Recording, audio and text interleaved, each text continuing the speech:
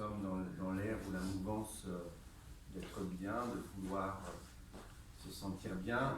Et moi je dirais, est-ce que c'est mal de vouloir se sentir mieux, de s'améliorer et de chercher le bonheur?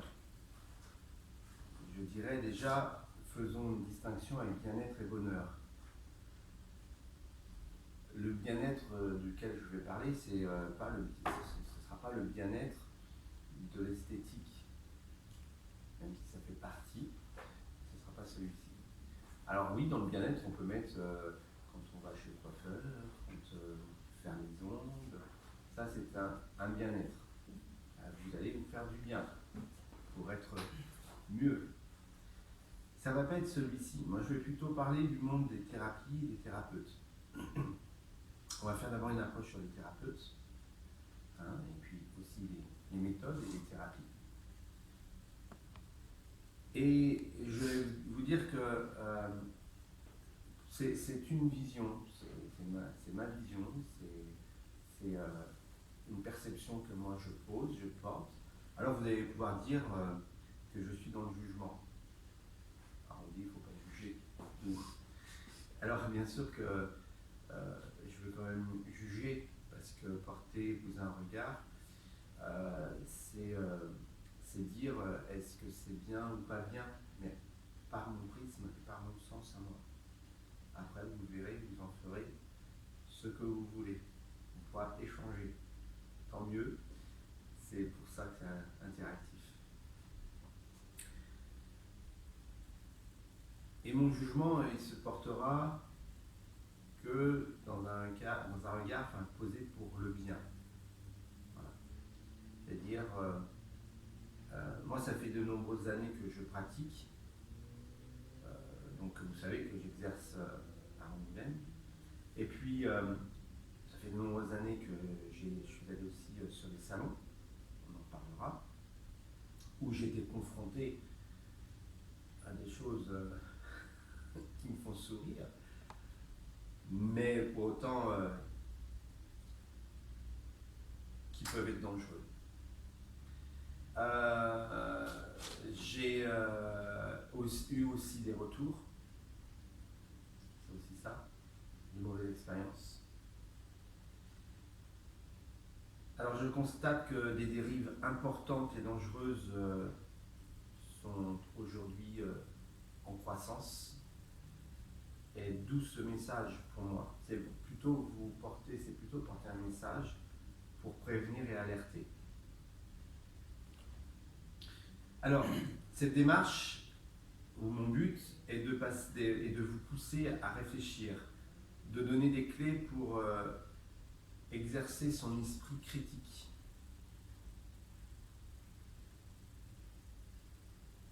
Alors, je vous disais que le bien-être, qui pourrait être contre?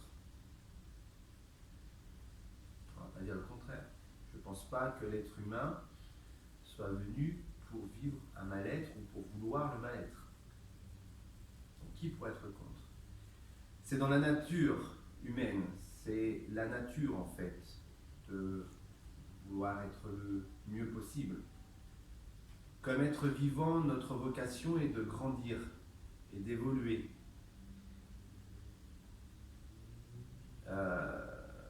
C'est le but de la vie.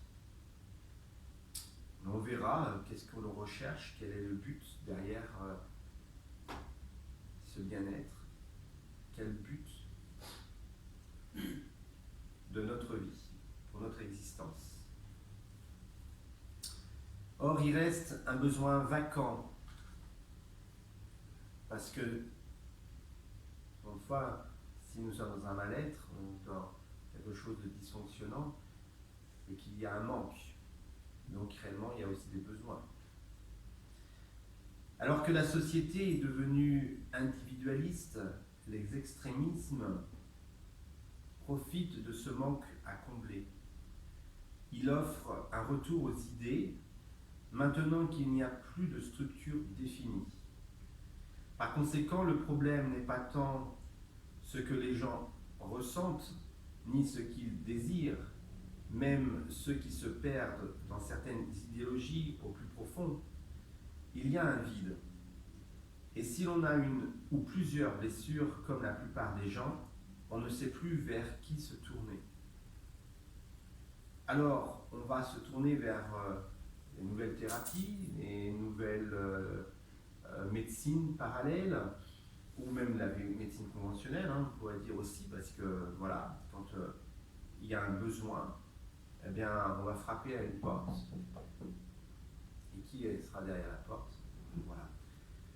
Alors moi, je vais poser mon regard sur les différentes choses. Ça peut être aussi bien sur des méthodes, sur des pratiques. Et c'est pas spécialement que tourner vers des personnes. Mais il y a quand même, derrière ces pratiques, derrière ces techniques, il y a des pratiquants. Il y a des personnes qui exercent.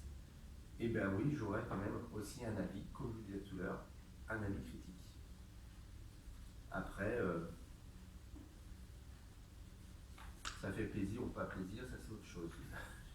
Je sais que ça ne fera pas plaisir à certains d'entendre des choses, mais c'est pas grave. Toutes les vérités ne sont pas bonnes à entendre. Quand on dit, je sais pas. Vous lui dites vraiment? Comment? Vous lui dites vraiment les vérités? Ben, je vais en dire aujourd'hui. C'est pour ça que je vous dis, je ne sais pas si ça fera plaisir à tout le monde. Mais on est là pour éveiller. Ben oui, c'est exactement ça.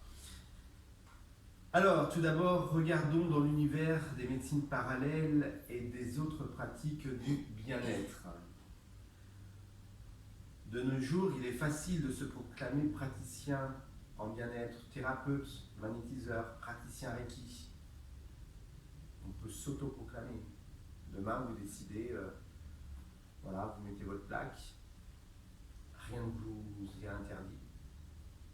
Aucun diplôme reconnu, aucune formation, disons, légale ou reconnue par l'État. D'accord ? Pour moi, j'appelle cela aussi des professeurs de bonheur, des guides ou au charisme bienveillant, des coachs humanistes ou quantiques et tous les termes qui peuvent exister. La sœur d'âme, guérisseur, transmetteur de lumière. Voilà. Il arrive que l'on trouve dans ces praticiens tout un folklore, toute une mise en scène, pour ne pas dire un travestissement. Oui, c'est vrai que des praticiens se transforment. On verra tout à l'heure. Dans ces pratiques, on trouve, comme je vous ai dit, des guérisseurs, des réflexologues, des maîtres Reiki, même des chamans. D'ailleurs, en ce qui concerne les chamans, souvent de fois, ils vont aussi dans des pays étrangers pour aller regarder ou aller prendre des pratiques. Ils vont chercher des expériences à l'extérieur, au lointain, où les us et coutumes sont bien éloignés des nôtres. À mon sens, le chamanisme passe par une approche déjà culturelle et cultuelle. À une approche culturelle de civilisation, et comme je disais, c'est un engagement culturel. Comme je disais, les us et coutumes ne sont pas les mêmes. Alors, comment nous, occidentaux, nous avons la prétention de transposer dans notre culture des rites ancestraux de civilisations étrangères? J'ai notamment, j'ai une amie éthiopienne qui fait des rites de chez elle. Elle fait ce qu'on appelle le rituel du sang, elle coupe le poulet, elle a les coris, elle fait... bon. C'est une culture. Mais qui suis-je moi pour aller lui dire, attends, je mets mon habit blanc, je mets mon habit traditionnel et puis je vais faire... je respecte. Combien sait ce qu'elle fait, ce qu'elle connaît, pourquoi elle a été aussi renseignée. Maintenant, je peux aussi bien me travestir, mettre mon bel habit de blanc traditionnel et des plumes, et puis m'improviser chaman. Donc d'ailleurs, ces praticiens du chamanisme et autres pratiques demandent eux-mêmes demandent de nous libérer de nos croyances limitantes et enfermantes, alors qu'eux-mêmes s'emprisonnent, vont se remettre dans des rites et des dogmes. Est-ce que vous me suivez? Est-ce que vous voyez? Là, après avoir fait tout un parcours initiatique, parti à l'étranger ou autre chose, on les voit souvent de fois revenir avec des tenues de lumière toutes blanches, des plumes. Il y a eu la télé qui a présenté tous les films, tous les reportages. Et moi je le vois aussi souvent de fois dans mon cabinet. Mais quand est-ce que je vais recevoir? Quand est-ce que je vais voir? Quand est-ce que je vais être médium? Ah, enfin, ça va s'ouvrir. Ah, enfin, mon canal, il est là. Et lorsque je fais des salons il y a quelques années, bien des années avant, bon, il y avait bien sûr tous les médiums ou les personnes qui... Et puis au fur et à mesure, on voyait personnes qui affichaient, voilà, numérologue, de numérologue ou de hypnothérapeute, 2 mois après, ah, médium, bah oui, ça fait bien. C'est aussi la facilité parce qu'on voyait que chez les médiums, il y avait une activité, il y avait beaucoup de monde qui passait, parce que les médiums, voilà, les gens sont en demande. Alors c'est plus facile d'avoir un affichage et on écrit médium et d'avoir du monde à sa table. Réellement, les capacités et facultés médium, on ne les choisit pas, on ne se les invente pas. On les a ou on ne les a pas. Et pour revenir à la médiumnité au médium, le médium, c'est celui aussi qui a la capacité et faculté de communiquer avec l'au-delà. De ce moment-là, voilà, c'est clair, la personne elle est médium ou pas. Après, on a des clairaudients, des clairvoyants, mais le métier et le médium, ou la médiumnité, c'est le lien et la reliance avec l'invisible. Et là, pour que ce soit clair, il faut pouvoir voir avec les médiums cette faculté, cette capacité à rencontrer l'au-delà ou à communiquer, à amener des choses concrètes. Parce que tout le monde peut se mettre médium et dire, bon, je vois, et vous raconter, voilà, une belle histoire ou un avenir potentiel ou autre chose. On est dans la voyance. La médiumnité, on va aller avec l'au-delà. Et dans ces moments-là, dans ces faits-là, on ramène, on apporte des choses concrètes. Lorsqu'il y a des défunts qui viennent, on donne des choses concrètes. Et ce ne sont pas des personnes qui, avec le tarot, vont vous dire je vois ça, et ils se disent médium. La médiumnité, on est dans un plan de conscience, on se porte un peu plus élevé, plus élargi. Mais faire attention de comment c'est employé et utiliser ce mot de médium et de médiumnité. Je dirais aussi de faire attention aux effets de mode, comme je vous ai parlé là, cet effet de mode de la médiumnité. Je vous dirais de faire attention aux effets de mode parce que c'est pareil. Vous avez tous ceux qui sont en train de parler de la Lune. Ah, bah oui, la Lune elle est là, hein, depuis la nuit des temps. Ah, mais la pleine Lune de ce mois-ci, elle est magnifique. Hein. Ah oui, celle d'avant n'était pas belle. Ah là, elle est puissante. Et puis le mois d'après, la pleine Lune du Lion, elle est extrêmement puissante. Attention, hein, ça va bouger. L'énergie va vous secouer.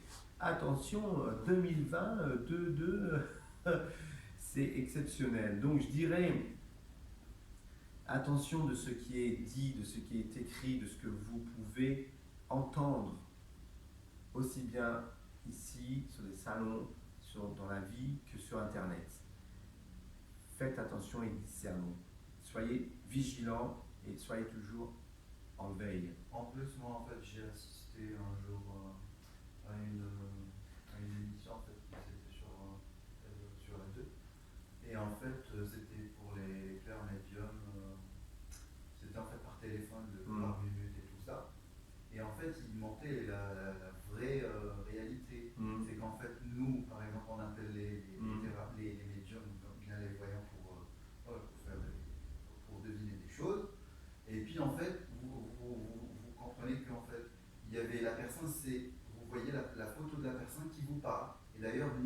En fait, c'est l'appel, en fait, il y avait un centre d'appel en Tunisie qui s'en occupait de dire des choses. Et c'était pour moi, c'était un choc parce que je ne m'attendais pas à ça. Oui, alors Et en Tunisie, plus, en Afrique. c'est calculé à la minute et puis tu parles pas à la personne qui est sur la photo, Bien sûr. mais Non, quelqu'un derrière un casque et dans toute une.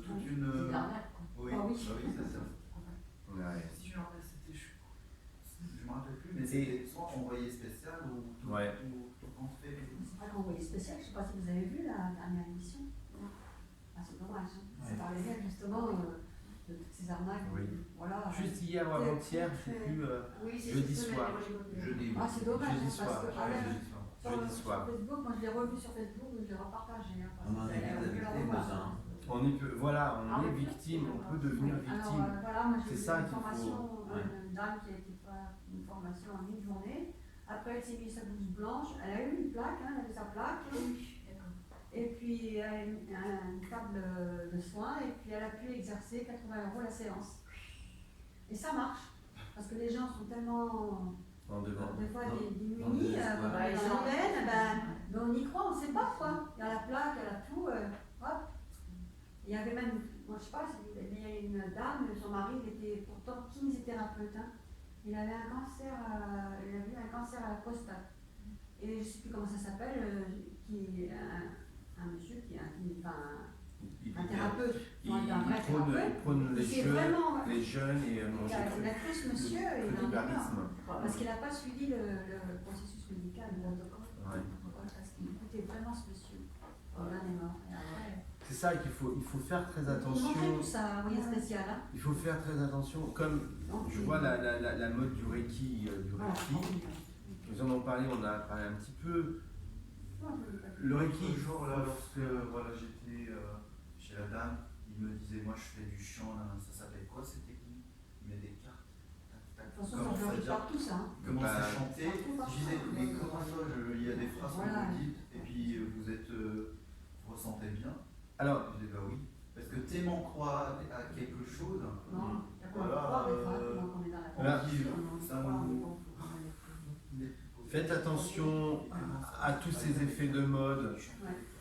Quand on voit aussi qu'on nous dit l'abondance, la mode de l'abondance, oui, même si l'univers est créateur, mais attention, l'abondance de tout et n'importe quoi, l'échec de l'abondance, il faut faire attention. Et quand on va rentrer dans toutes ces superstitions d'effets miroirs, d'heures miroirs, à tout moment, voilà, 0202, 0101, alors oui, le signe de l'ange, le signe de là, faire attention à tout ça. Parce que, par exemple, dans le mode du Reiki, en fait, derrière, il y a aussi un véritable business. Ouais. On nous fait des Reikiens, Ouais. des formations pour Reiki 2, pour Reiki 3, pour maître Reiki. Moi, j'ai entendu, ce que je vous rappelle, c'est que c'est aussi des choses que j'ai entendues. J'entends des formateurs qui disent, bon, ben là, j'ai besoin de me faire un peu d'argent, je vais lancer une formation. Voilà. Ah, il y a ça qui arrive, je vais faire une formation, on va former un tel, non pas dans la volonté de transmettre un enseignement, mais dans la volonté de remplir un portefeuille. Allez où, voilà, l'attention. Oui, mais la vie actuelle, c'est du business. Hein. Faut pas l'oublier. Et oui, mais là, on touche quand même dans le bien-être. Ben oui. Quelle éthique on a? Alors, des dérives, il y en a partout. On peut y en avoir dans la médecine, chez les médecins, chez les avocats, il y en a partout. Mais c'est pas parce qu'il y en a partout et qu'il y en a qu'il faut. Oui, que tout le monde est à la même enseigne. Parce que tout le monde est à la même enseigne et qu'il ne faut rien dire, rien faire surtout. Oui. Aujourd'hui, on l'a entendu, il y a la Mivilude. La Mivilude, c'est la mission interministérielle de vigilance et de lutte contre les dérives sectaires. Et bien, sur les 2800 signalements en 2019 concernant le bien-être, il y a la moitié sur les 2800 signalements, c'est la moitié qui proviennent du bien-être, du coaching et du développement personnel. Ça veut dire 1400 signalements sur une année. Et notamment le régime alimentaire cru, là, le crudivarisme. Moi, je vois également, j'ai vu dans des salons autre chose, les personnes qui se prétendent être les descendants des Esséniens, donc ils vont se mettre tout en blanc, ils vont être dans le partage, pas de problème, on va partager, mais venir, on invite à être dans le cru, soyons crus, disons, manger cru, non cuit ou voilà. Mais quel régime? Attention, qu'est-ce que l'on a derrière? Les personnes qui sont déjà dans une fragilité de santé, on ne va pas imposer. Et là, on rentre dans des choses dogmatiques encore. On se met dans un courant essénien. Alors les Esséniens, ok, ils ont été avant Jésus-Christ, qui étaient déjà à l'époque, comment dire, un groupe qui justement prenait le Shabbat. Et le Shabbat, c'est voilà, comment dire, un rituel. On a besoin de se mettre en Shabbat avec un code, des rites, et pas de problème. Mais les thérapeutes et thérapies nous enseignent quand même de nous libérer. Alors, au lieu de nous libérer, on va nous mettre dans des superstitions et on va nous mettre dans des superstitions. Moi, je dirais, faites attention. La superstition, c'est quoi? C'est la croyance qu'il existe un lien entre des événements alors qu'aucun argument logique ne le soutient. Croire que la patte de lapin va vous porter bonheur quand vous allez conduire en voiture.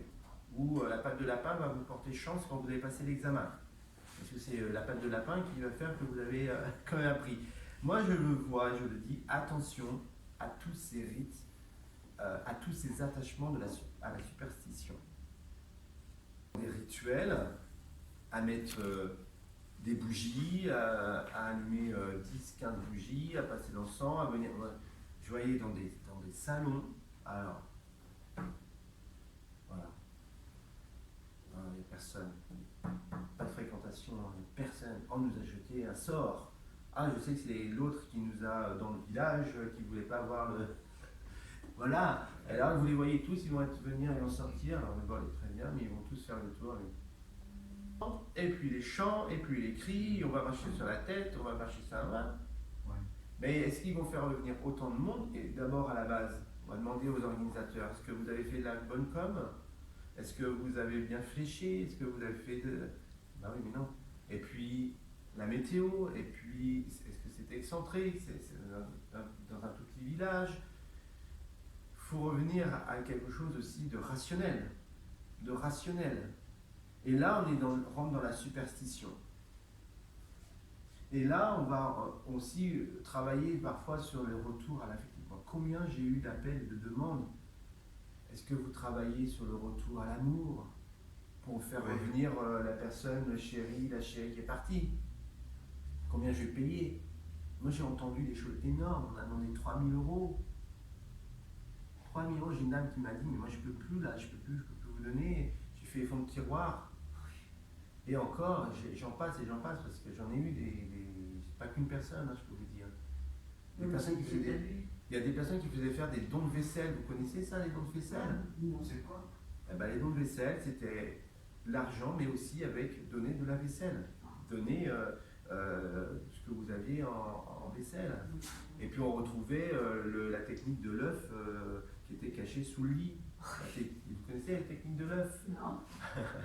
Alors, je ne sais pas comment ils font, ils enveloppent un œuf avec des photos, avec des gris, avec tout ça. Mais c'était Bah oui. faisant de la magie noire. Ben oui, mais il est où le véritable envoûtement? Ben, ce sont nous-mêmes, ce sont les personnes qui s'auto-envoûtent. Elles se persuadent de ce malaise, de ce mal-être qui est peut-être existant, mais surtout se persuadent. Alors, moi je dirais attention, parce que nous rencontrons nous aussi, en tant que thérapeutes, des personnes en grande difficulté. Ça, c'est pas un souci, mais elles ont parfois des difficultés aussi, ou des souffrances, mais psychologiques également. Et donc, faut les déceler. Moi, il m'arrive, j'ai vu des personnes qui rentrent dans une bipolarité, bon, pourquoi pas, il y a plein de pathologies, ou des schizophrènes, mais qu'est-ce que je fais? Je ne me prétends pas pouvoir les guérir, je n'ai pas cette prétention-là, et du moins, moi je pense qu'il faut qu'elles aillent frapper aussi aux portes des psychologues, des psychiatres, et je leur dis parfois, je leur dis même, voilà, faites-vous suivre et accompagner également. Vous voyez, William James disait que certaines croyances ne reposent en rien sur des connaissances réelles, mais sont plutôt constituées de profonds besoins. C'est-à-dire que derrière nos croyances, derrière certaines croyances, derrière certaines superstitions, il y a aussi des besoins. Des besoins de se rassurer, des besoins d'avoir confiance, des besoins de moins rentrer dans ses peurs, des besoins de diminuer les angoisses. Eh bien, on va s'accrocher à tout ce qui va être aussi ces fameuses superstitions. On va s'accrocher à des objets. Bon, on le voit dans des religions. On a des religions qui sont très très axées sur on prend la religion chrétienne, catholique, ça peut être sur les croix, sur la croix, sur des icônes, dans les vitraux. On a besoin de s'accrocher à des objets. Et il y a d'autres religions où le sacré ne peut pas être matérialisé, ne peut pas être représenté. On prend la religion musulmane, il n'y a pas la représentation du divin de Dieu. Et ici, donc, chez nous, dans toutes nos superstitions, nos croyances, c'est l'attachement à l'objet. Mais qu'est-ce qu'on y met derrière? Qu'est-ce qu'on y met derrière? Et c'est-à-dire que finalement, la superstition n'est rien de plus qu'une croyance et non une loi de la nature. Et dans certains cas, la superstition conduit à se déresponsabiliser. On va se déresponsabiliser. On se déresponsabilise, c'est-à-dire qu'on va remettre la faute, porter la faute, soit sur le gris-gris, soit sur la faute à la malchance, soit sur la faute. Ah oui, moi c'est très marrant parce que j'ai pas mal voyagé dans ma vie et fut un temps, on était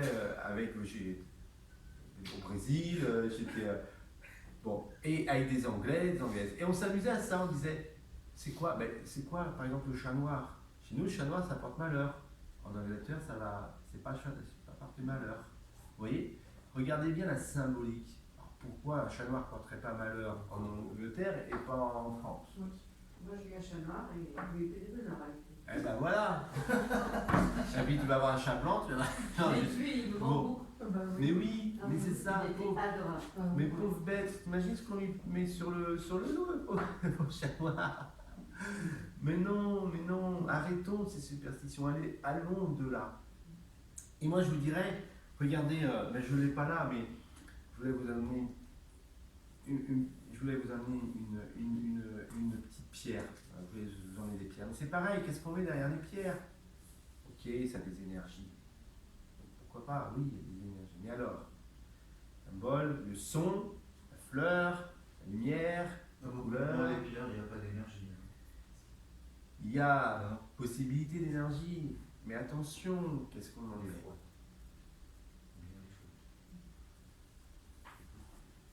Moi je dirais attention à cette superstition et quelle éthique et quelle conscience peuvent avoir aussi ces pratiquants, ces thérapeutes ou ces personnes qui vont... voilà, moi j'ai vu dans des salons, c'était à ma gauche, je tourne la tête, je me dis qu'est-ce qui se passe? Alors, une dame elle regarde une améthyste, ah oui c'est beau, c'est quoi cette pierre? Et la personne qui vendait, tu vois, je sais pas, ça vous met en connexion avec le divin, avec la lumière. Alors elle dit, il suffit de vous la poser sur, alors elle s'appelait plus, elle se rappelait plus, elle ne même plus chakra couronne, mais bon, vous la mettez sur la tête et vous faites une antenne et vous êtes connecté. Et là vous allez recevoir, bien capté en Wi-Fi, le divin mais je me dis, mais on va où là?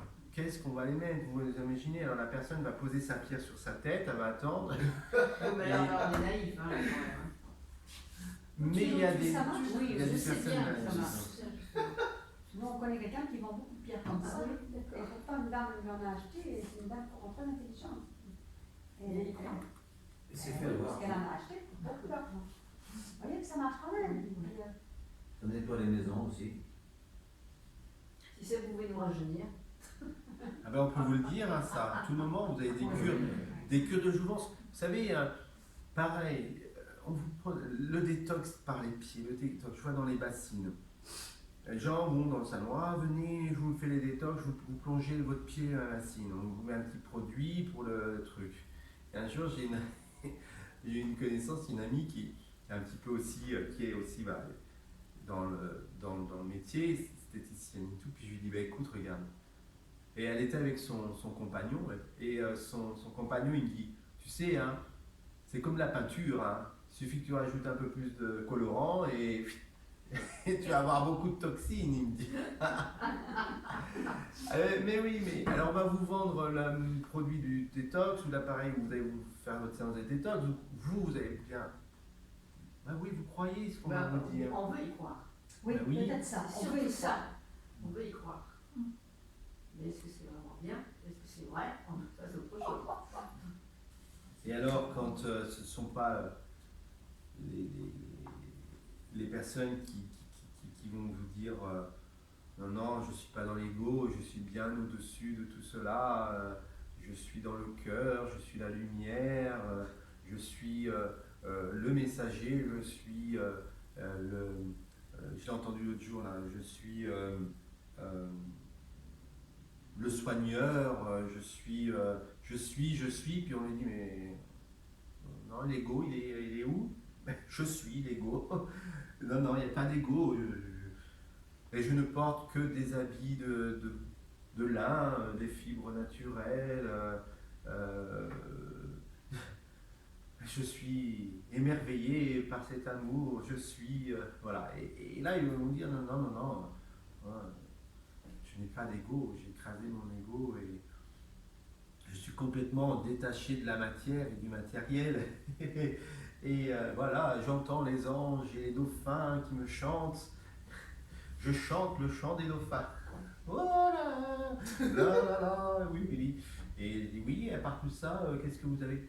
Je ne bois que du thé, je mange cru, je dors sur l'herbe de la rosée du matin pour que mon teint soit le plus beau et le plus merveilleux, et je brille, j'illumine.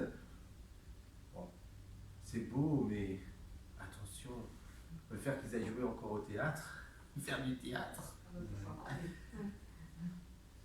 c'est un véritable folklore. Et je vous disais que c'était un travestissement pour moi. Il ne faut pas se perdre. Il ne faut pas vous perdre. C'est ça. Après, c'est un constat que je vous dis, c'est ce que j'ai pu voir, c'est ce que j'ai pu entendre, et pas d'une personne, 2, 3, 4, 5. Après, c'est pas une généralité, heureusement. Mais quelle conscience ont-ils? Quelle conscience ont ces personnes dans cet environnement? Et tant mieux, j'espère qu'il y en a beaucoup qui sont justement dans la conscience de veiller au bien et d'être bienveillant, mais je vois que des personnes qui prônent le bien-être et la bienveillance, j'en ai eu aussi qui sont passés sur mon Facebook, ou j'en ai entendu, j'en vois dans les salons ou autre chose, ou des collègues entre guillemets, qui sont là à vouloir dire voilà, je vous accompagne dans l'amour, voilà, j'aime mon prochain, j'aime. Mais quelle emprise qu'ils ont aussi sur eux-mêmes, quelle manipulation qu'ils ont avec eux-mêmes, envers eux-mêmes, quelles sont leurs convictions et quel est l'enfermement de leurs propres convictions. Je vous dis ça parce que j'ai vu combien de personnes qui ont eu ce langage d'amour et de compassion, bien sûr dirigé vers les autres aussi, mais pour autant qui tiennent des propos racistes, qui sont, on va parler même politique, mais ça m'est égal, qui prônent le FN. Pour moi, c'est pas de problème.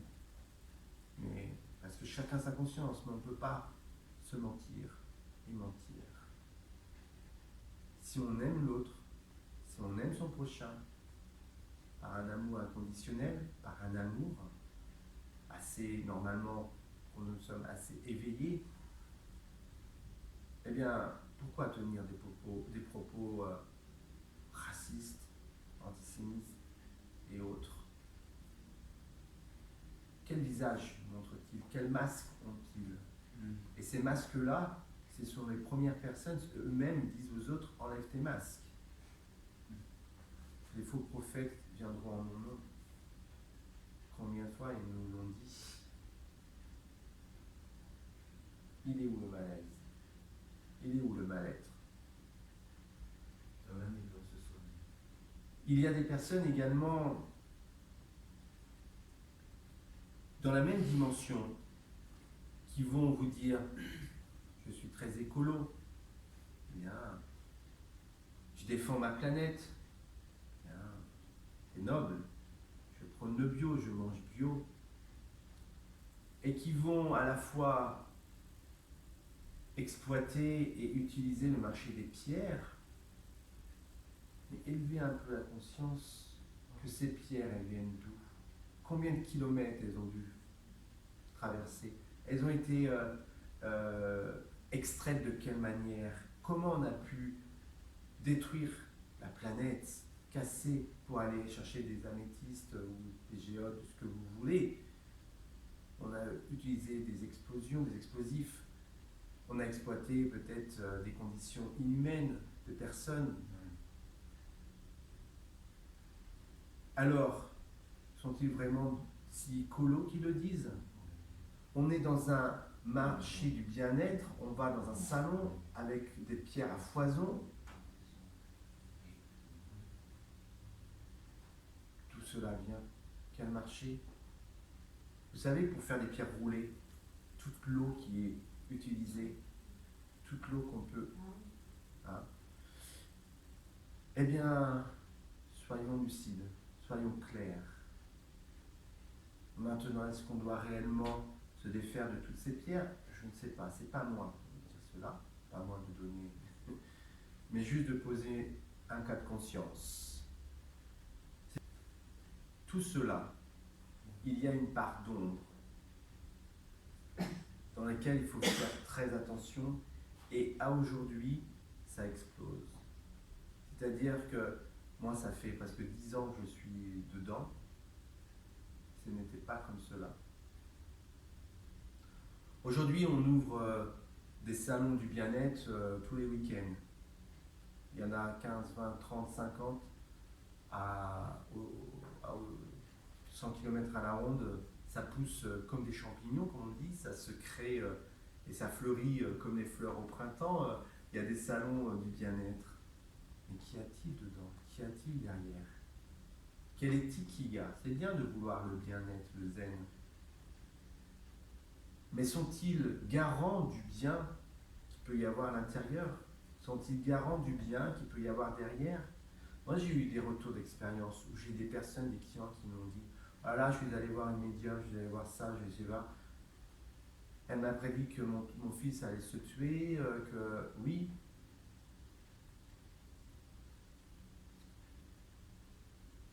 Sur un week-end, j'ai entendu au moins 3 fois. Comment on peut dire ça? Et quel produit qui va être vendu sous prétexte de détox miracle? Quelle éthique il y a derrière ces salons? Qu'est-ce que recherchent les organisateurs avant tout que de se faire un profit? Business. Ok, pourquoi pas? Mais quelle éthique il peut y avoir pour que le bien soit au mieux et au plus garanti? Car tous ces professionnels qui poussent et qui arrivent comme cela sans qu'il y ait, comment dire, sans qu'il y ait déjà un parcours sans qu'il y ait déjà, sans qu'ils aient fait des preuves, vous savez, comme j'ai dit, on en revient, comme on a vu, on a dit tout à l'heure, la personne, elle a fait sa formation hier un jour, en une journée, elle a fait sa formation Reiki, et elle va sur le salon le week-end d'après. Hein. Ça, il n'y a pas de problème. Tout est possible. Alors, moi je dirais, ces pratiquants qui évoquent parfois des diktats du bien-être, ils peuvent venir des véritables gourous. J'ai entendu et je sais, je n'ai pas vécu, hein. Enfin quoique, j'ai mis mes limites, il faut savoir mettre ses limites dans toute manipulation. J'ai même entendu et vu des choses inconsidérables avec des attouchements sexuels, et voire même plus. Et oui, des abus. Oui, là, c'est grave.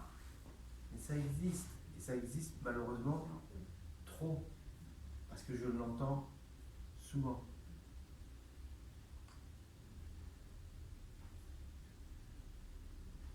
Parce que quel pouvoir ils ont, et quelle manipulation ils ont, et pas que au niveau sexuel, mais au niveau de l'argent aussi.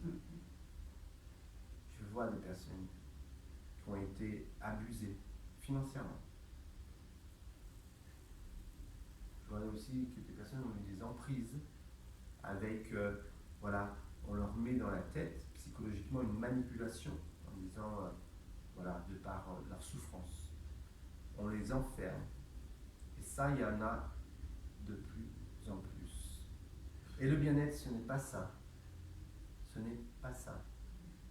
Au contraire, c'est vous apporter votre propre joie, votre propre liberté. Alors oui, il n'y aura jamais du bien-être à 100%. On va le voir tout à l'heure. Pour sortir ou être au clair dans cette spirale, on verra. Et quand je disais gourou, s'il y a donc gourou, il y a adepte. Mais je vais faire attention avec le mot gourou, parce que le gourou à l'occidental, comme chez nous, ça veut vraiment dire ce que cela veut dire. C'est-à-dire à être attaché à une idéologie de personnes, voilà. Alors que le gourou, quand il est mis dans le côté, dans l'Orient, en Orient là-bas, c'est le guide spirituel, le gourou. Bref. Alors, on parlait des adeptes. Donc les adeptes, les personnes qui viennent consulter, demander, eh bien oui, pourquoi pas, il y a toujours eu, il y en aura toujours, ce qui est normal.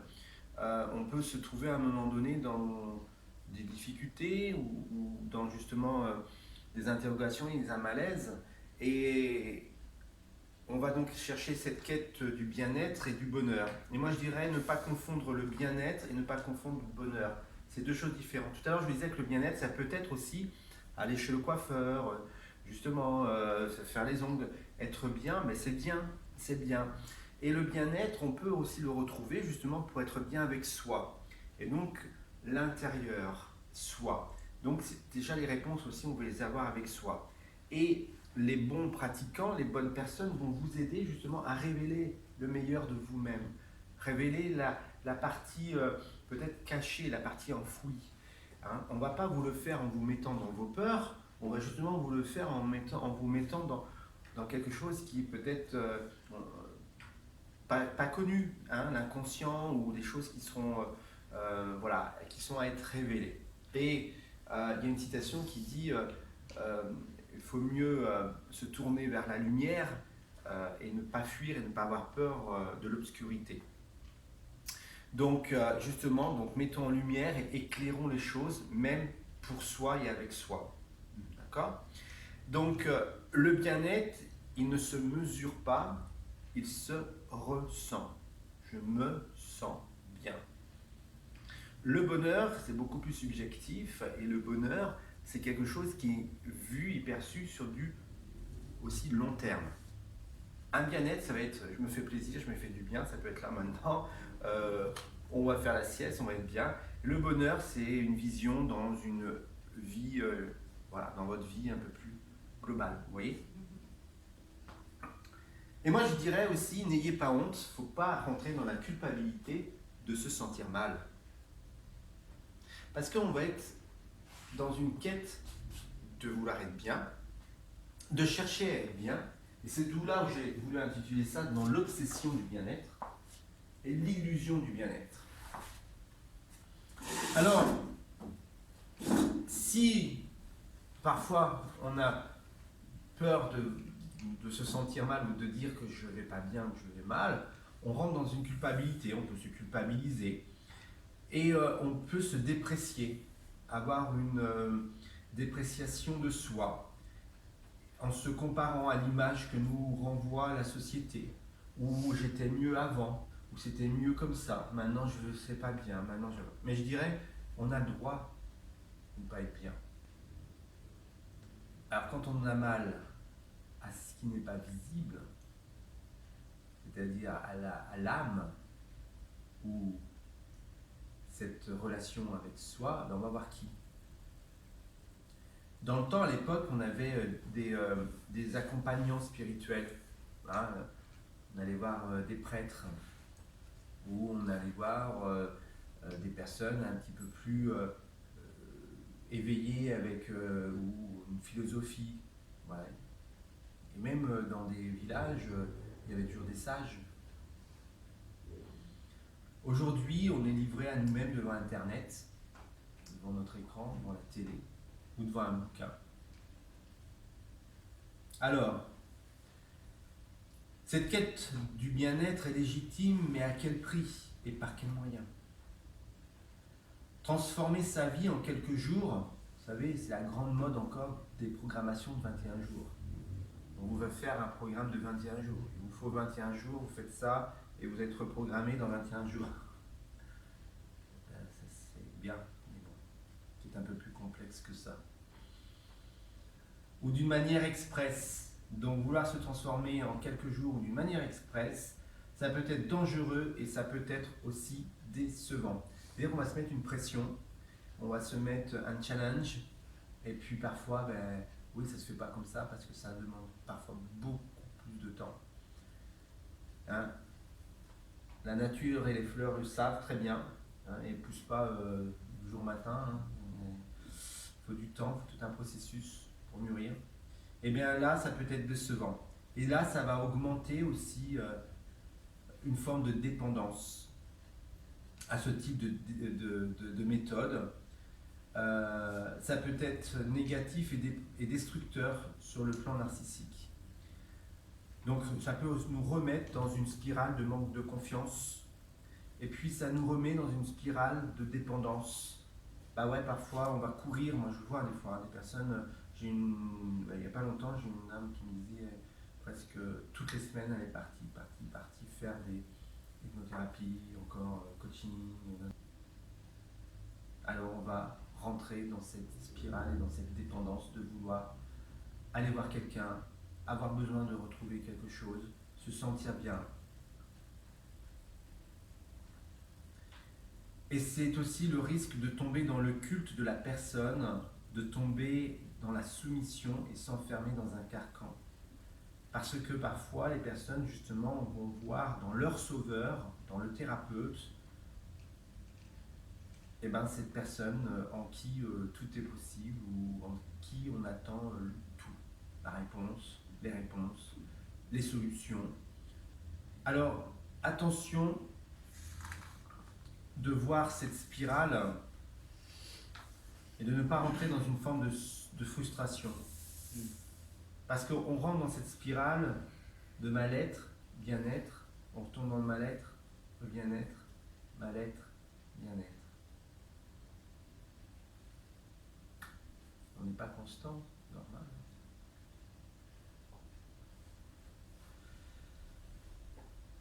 Je dirais justement essayer au mieux de trouver une stabilité.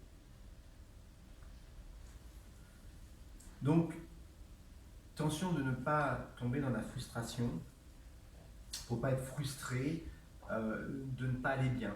Pour ne pas être frustré de ne pas trouver la bonne technique. Ah ouais, j'ai fait une séance de Reiki, Moi, j'ai eu parfois pareil, des personnes qui m'ont demandé de maigrir avec des séances de soins énergétiques.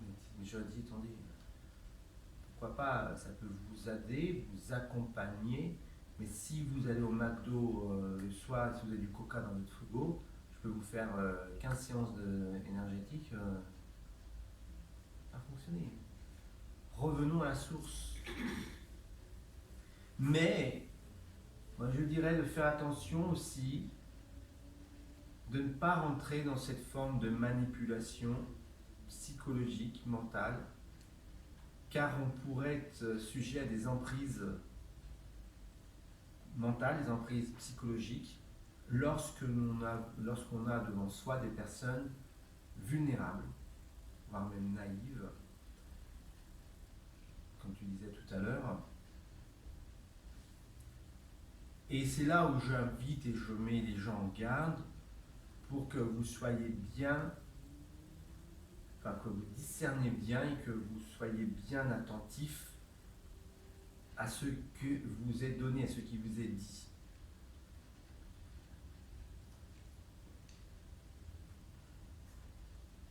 Alors, pourquoi ces dérives et ces recherches vis-à-vis des clients? Parce que aujourd'hui, il n'y a plus de collectif significatif pour les individus. Et que maintenant, les individus se retrouvent vraiment aussi de plus en plus isolés, de moins en moins dans du collectif. Vous voyez, là, on est en groupe, eh bien, on peut se dire, on peut s'échanger, on peut voir une vision, d'accord, pas d'accord, c'est normal, heureusement. Mais les personnes sont de plus en plus individualisées, sont de plus en plus mis en marge et à l'écart. Donc ils vont vivre aussi leur propre expérience tout seuls, sans y mettre, sans y comparer d'autres expériences. Donc il n'y a plus de collectif significatif pour leur construction identitaire et pour leur fonctionnement.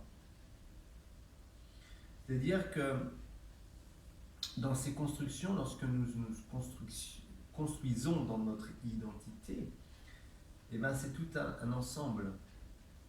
Mais aujourd'hui, c'est très compliqué parce que nous nous individualisons au plus. La société nous individualise. Donc les individus sont de plus en plus livrés à eux-mêmes.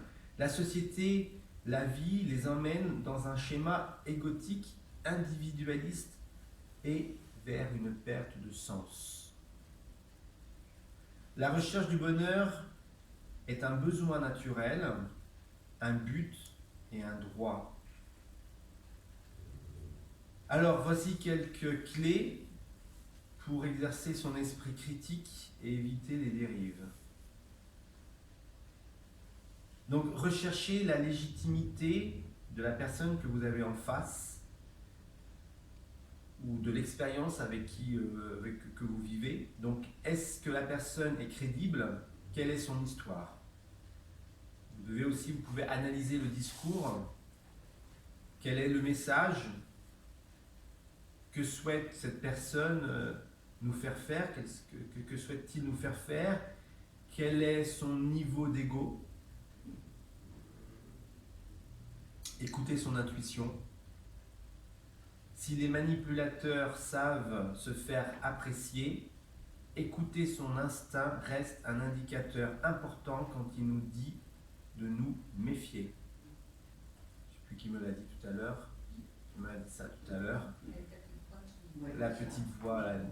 Ah oui. Tu vois? Tu as Je ne me suis jamais trompée. Voilà. Ben ça c'est bien de sentir, tu vois, dire ça oui, ça non. Voilà. Il faut l'écouter tout de suite. Ouais. Il faut mieux te tromper, même si tu te trompes. Voilà, absolument. Tu vois, tu dis non, bon, t'es passé, que plutôt aller t'engouffrer après. Ah bah ça m'est arrivé de me tromper.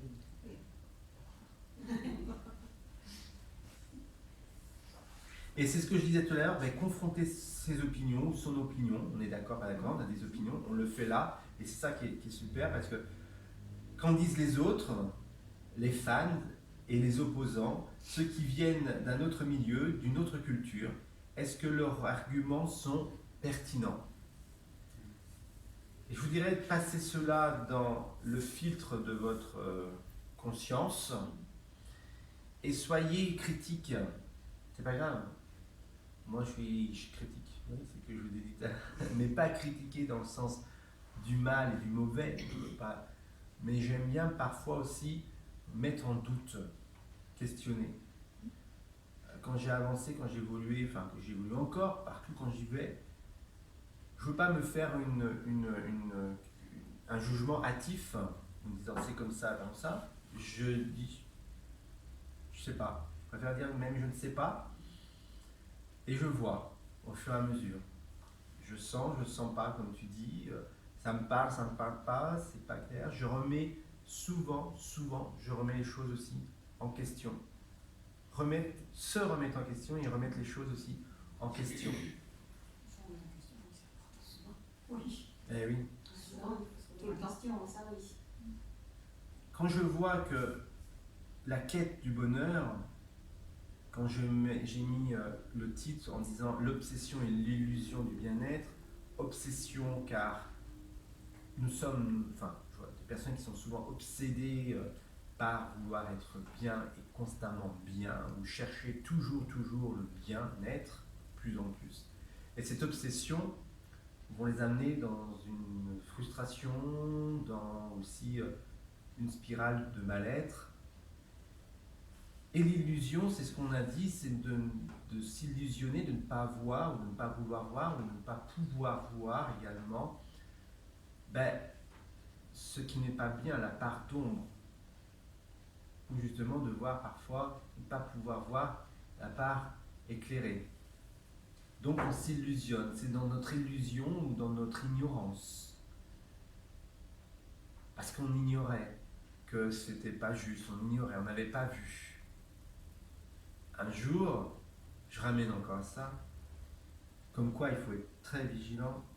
Vous savez, c'est la grande mode du tantrisme, du tantra.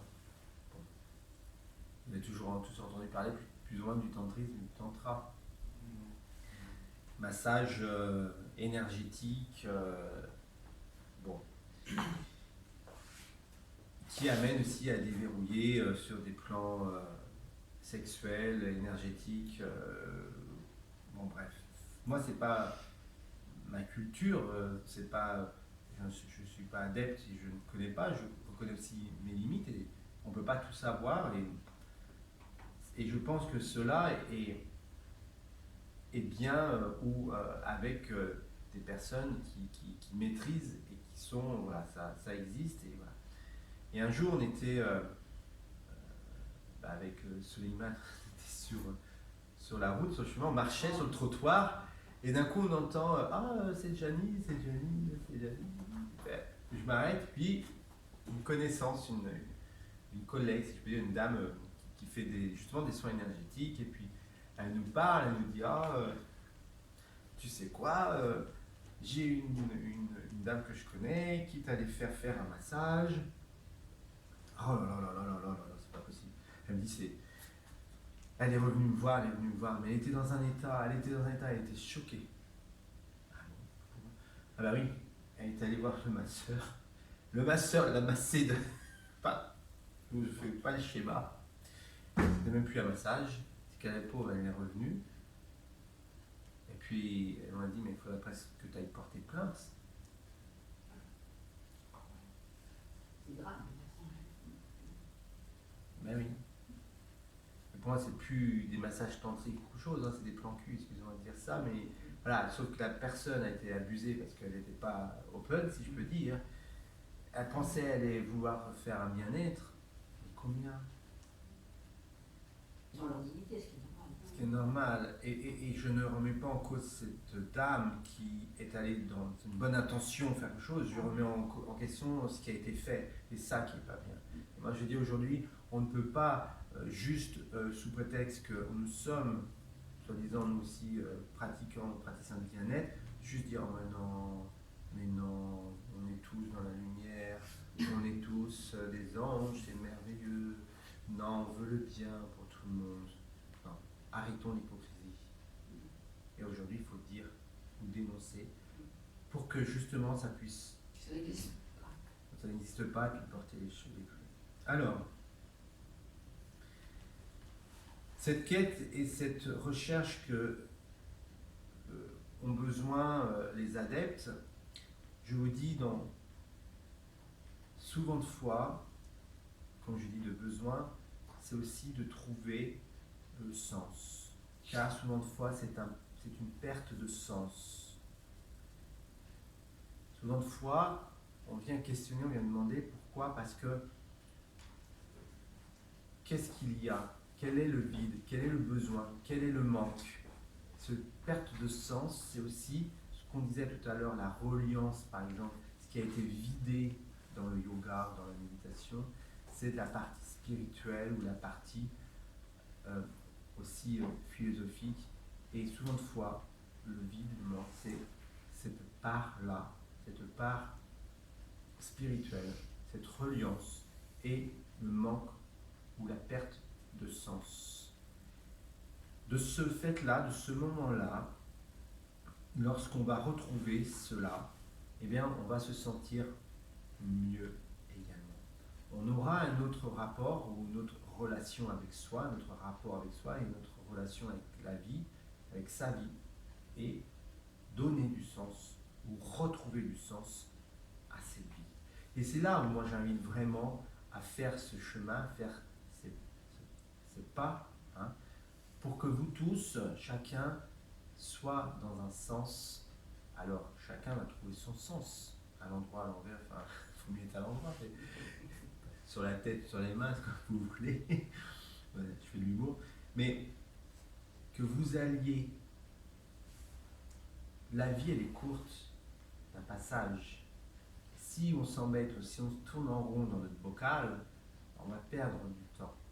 Et le temps est précieux. Et trouver, rencontrer ce sens, donner du sens. Et venir, mais comment et qu'est-ce que c'est? Eh bien, c'est cette dimension-là. Alors le sens, pour chacun, il est bien personnel.